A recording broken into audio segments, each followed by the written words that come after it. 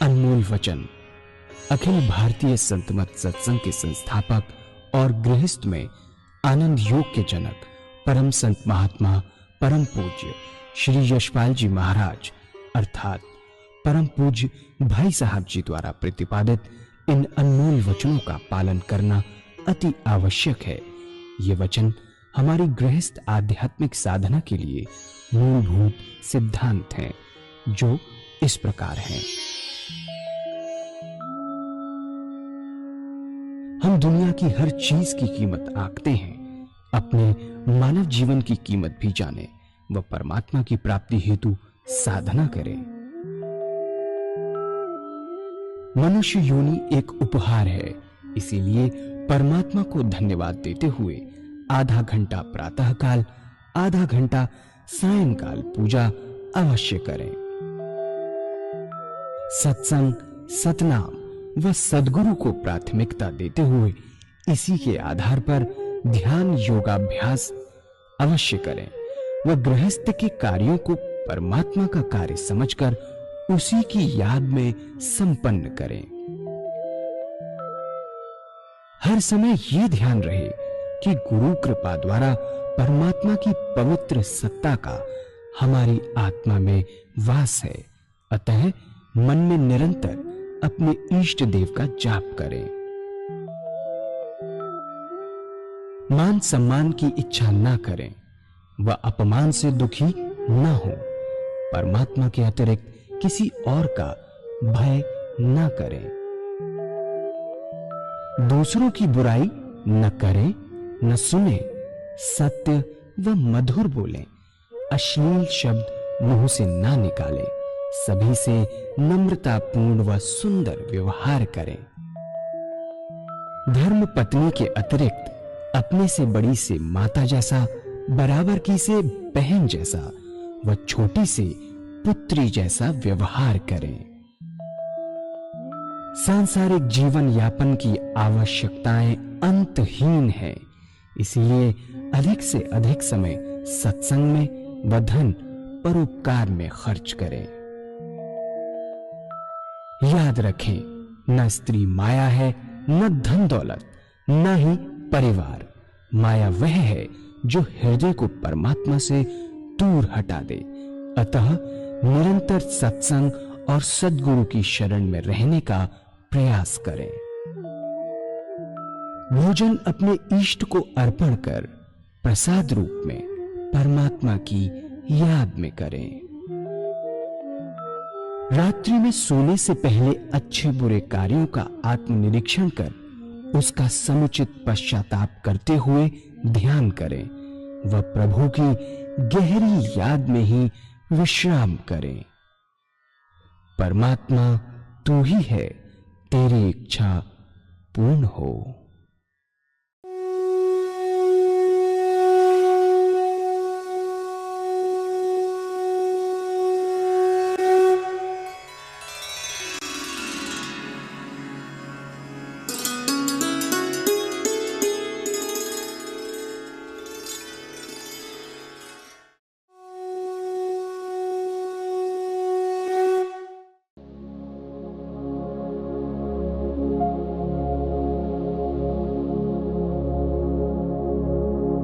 जय सद्गुरुदेव जय पद शरणं श्री यशरूप चरणों शरणं।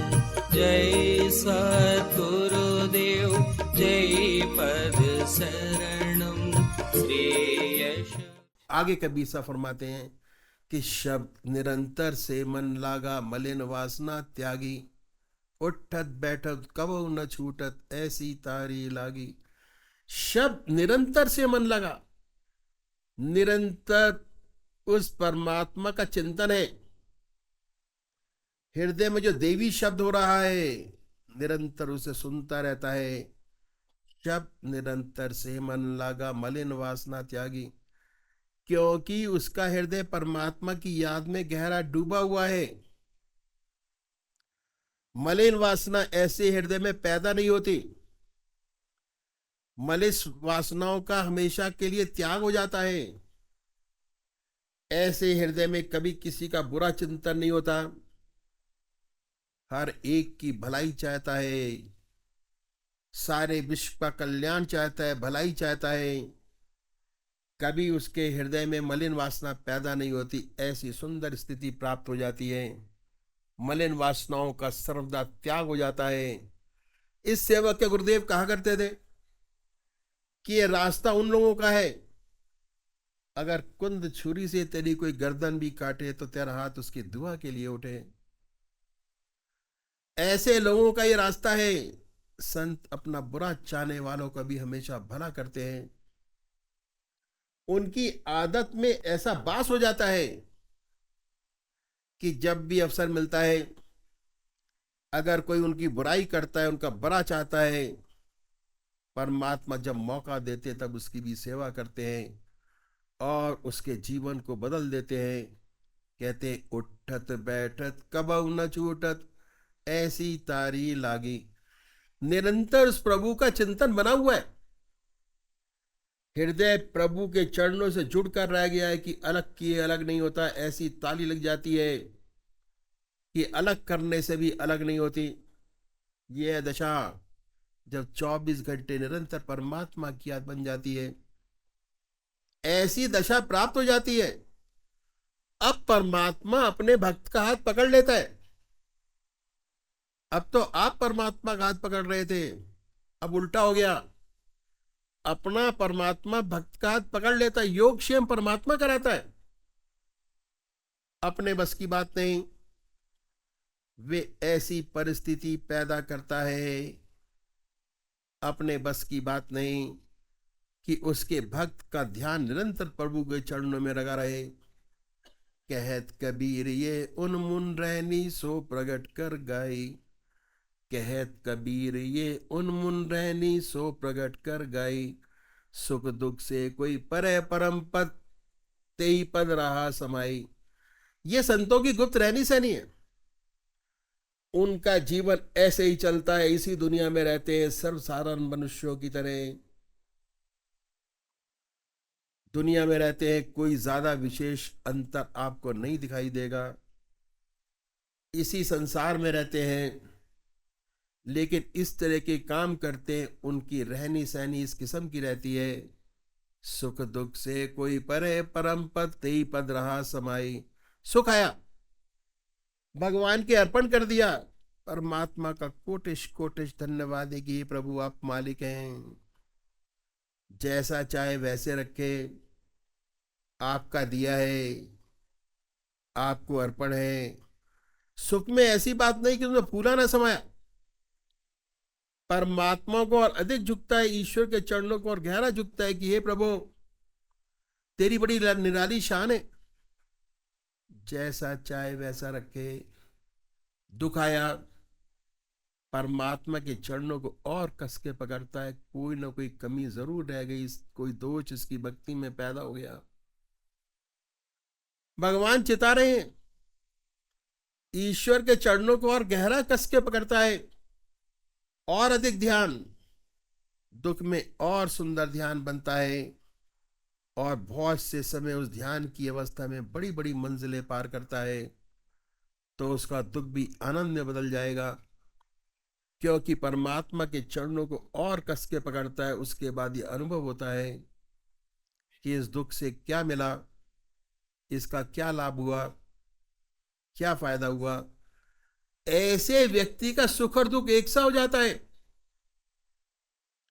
सुख में भूलता नहीं, दुख में ईश्वर के चरणों को और कस के पकड़ता है। इसकी जो आत्मीय अवस्था होती है, न दुख से विचलित होती है, न सुख से विचलित होती है। उसके जीवन का एक ध्येय बनकर रह गया है, वे यह है कि तू रहे और तेरी रजा रहे, तू रहे और तेरी रजा रहे, न मैं रहूं न मेरी आरज़ू रहे। ये है, कोई इच्छा नहीं। उसके जीवन का सिर्फ एक ही ध्येय है कि तू रहे और तेरी रजा रहे, न मैं रहूं न मेरी आरज़ू रहे। कोई इच्छा नहीं। ऐसे व्यक्ति केवल एक ही इच्छा है कि प्रभु के चरणों में केवल ध्यान बना रहे, कुछ नहीं चाहता।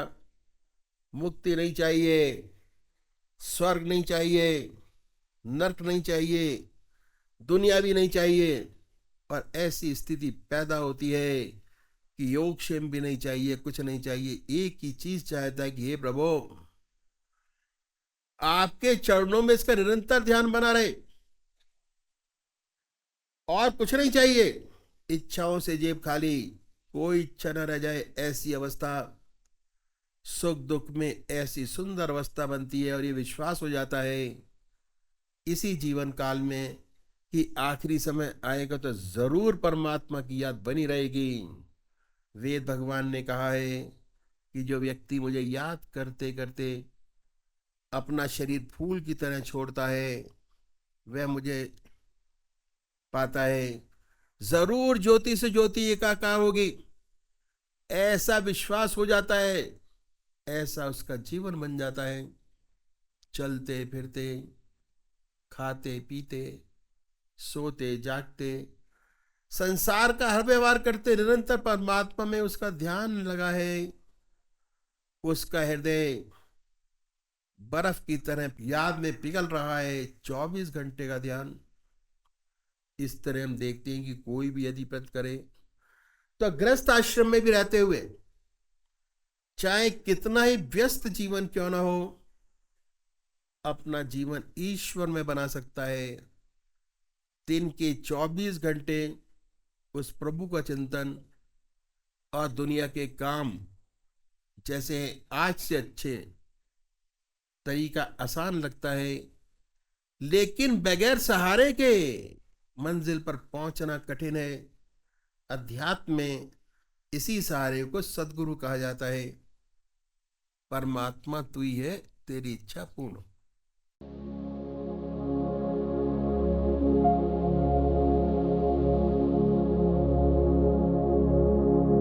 जय सद्गुरुदेव जय पद शरणं श्रेयस्वरूप चरणों शरणं। जय सद्गुरुदेव जय। अपने अपने इष्ट का ध्यान करेंगे, अपने अपने स्वरूप का जिसको आप मानते हैं। कैसे करें ये जानना बहुत जरूरी है। पहली चीज जो हमारे बुजुर्गों ने हमें बताई कि हर चीज की नॉलेज होनी चाहिए कि हम क्या कर रहे हैं, कहाँ जा रहे हैं।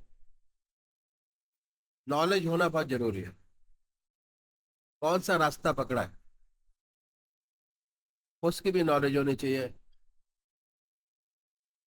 और उसके बाद जो कहा जाए, डिसिप्लिन, वही बहुत जरूरी है कि जो कहा जाए उसका पालन हो,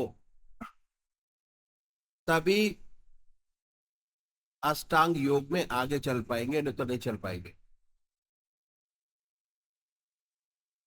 ये समझना बहुत जरूरी है, दोनों चीजें।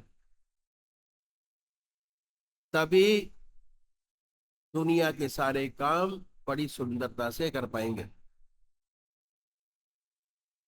तो सबसे पहले हम अपने घर के अंदर क्या करते हैं, जो भी काम करते हैं वो अपने मन से और आत्मा की आवाज से करते हैं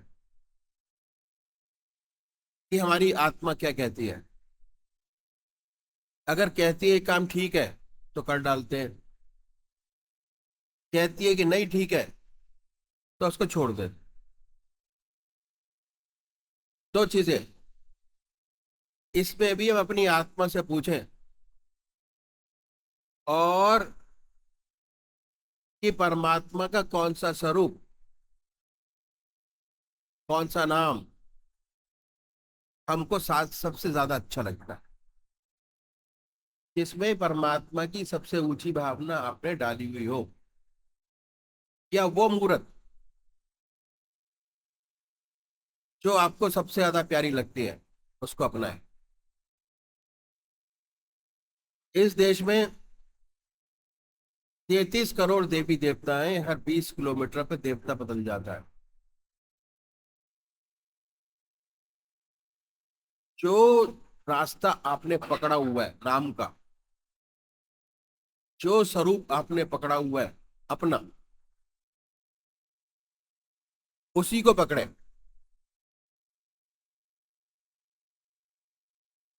पकड़े अपना आत्मा की आवाज से, और रास्ता हमारा चुनिए आप, अखिल भारतीय संत सत्संग का। बहुत जरूरी है। अगर वाकई में आप ग्रह शांति चाहते हैं, अपने ग्रहों को आप शांत करना चाहते हैं, तो उसको अपने आप करिए, अपने आत्मा की आवाज से करें। तभी ग्रह शांत होंगे। किसी दूसरे आदमी के कहने से अगर ग्रह शांत कराने के लिए आप बैठ गए, तो ग्रह शांत नहीं होंगे। अपनी आत्मा की आवाज को सुने और निश्चित कीजिए कि परमात्मा का कौन सा स्वरूप आपको सबसे ज्यादा अच्छा लगता है, कौन सा मंत्र है, कौन सा नाम है जो आपकी आत्मा जिसे बड़े प्यार से, प्रेम प्यार से लेती है। तो ये हमने चुन लिया कि हम शिव जी को मानेंगे, या गणेश जी को मानेंगे,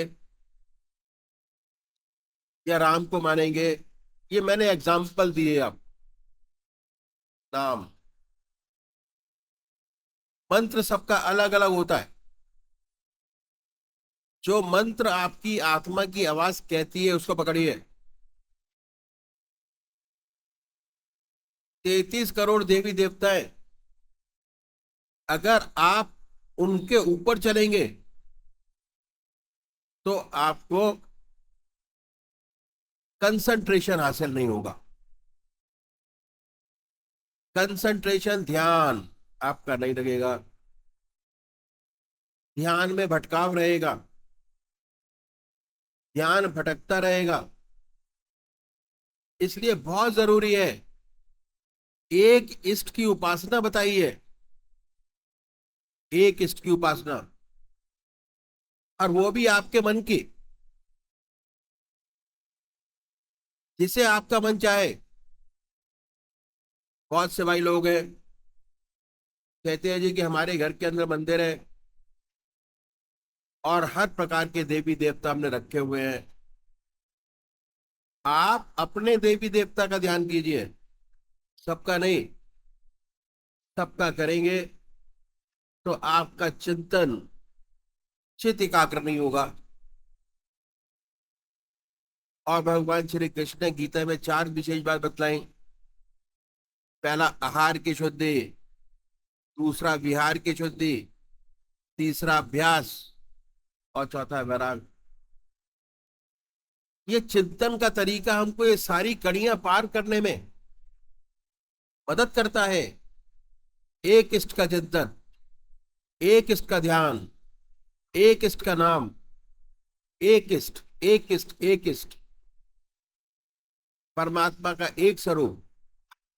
इष्ट चुनिए, और चुनने के बाद अपने पूजा के स्थान पर जाएं, बड़े प्यार से बैठिए सुखासन से। और जो भाई सुखासन पर नहीं बैठ सकते, वो आराम से बैठे, बड़े प्यार से। उसके बाद धूप दीप जलाएं और बड़े प्यार से बैठिए। और बैठने के बाद जो इष्ट की मूर्त आपने चुनी हुई है, बड़े ध्यान से उसको बनाए अपने सामने। हमारा इष्ट हमारे सामने साक्षात विराजमान है, अब मूर्त में नहीं है, सूरत में नहीं है, साक्षात। एक मैं अब अक्सर एग्जाम्पल देता हूं कि शिव भगवान की मूर्त कैसे बनाएंगे अपने सामने। भाई थॉट, ख्याल से, बड़ी बड़ी आंखें, गोल चेहरा है, जटाएं हैं, सर्पों की मालाएं बनाए। जब वह मूर्त सामने स्पष्ट हो जाए, उस पवित्र मूर्त को अपने हृदय में उतारिए, और जो आपका मंत्र है, जो आपका मंत्र आपको सबसे ज्यादा प्यारा लगता है, हृदय की हर धड़कन पर उच्चारित होते सुने कि हमारे हृदय से वो नाम निकल रहा है, हम सुन रहे हैं।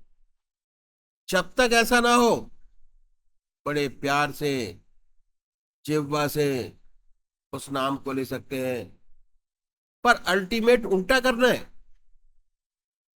कि हृदय की धड़कन पर से निकल रहा है नाम और हम उसको सुन रहे हैं।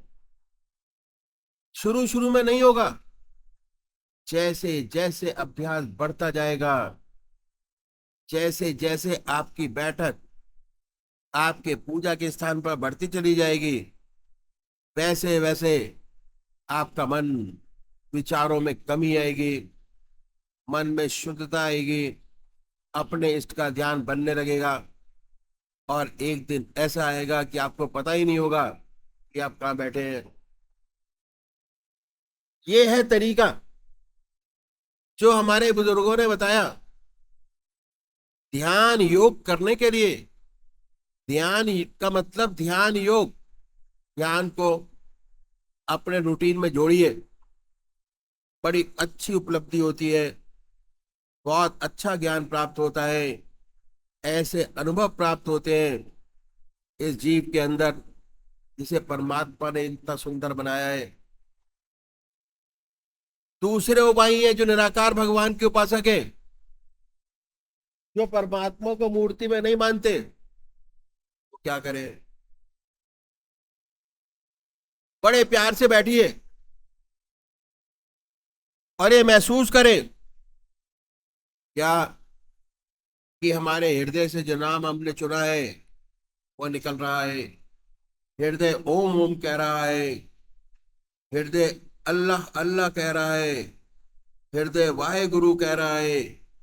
हृदय की हर धड़कन पर ओम ओम ओम, उसके वाइब्रेशंस को अपने शरीर में महसूस कीजिए।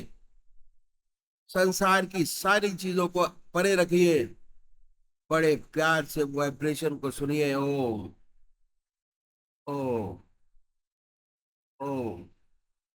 अगर आपने आधा घंटा ये प्रोसेस कर लिया सुबह और आधा घंटा सायंकाल, बहुत सुंदर स्थिति होगी, मन बहुत शांत होगा, ध्यान लगेगा, और ऐसी प्रैक्टिस बढ़ाते चले जाएंगे तो 24 घंटे का ध्यान बड़े आराम से प्राप्त होगा, जो हर साधक के लिए बहुत जरूरी है करना।